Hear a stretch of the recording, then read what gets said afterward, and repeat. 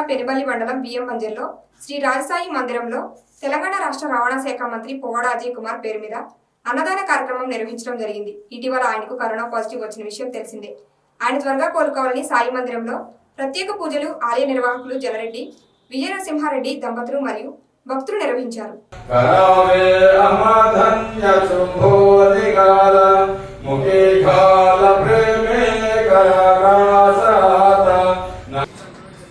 ఇష్టమైన అన్నదాన కార్యక్రమం నిర్వహిస్తున్నాం. మన ఖమ్మం జిల్లా అమాత్యులు శ్రీ పువ్వాడ అజయ్ కుమార్ గారు క్రమశిక్షణ గల మంత్రిగా ఎదుగుతున్నారు. ప్రజలకు ఎంతో సేవ చేస్తున్నారు.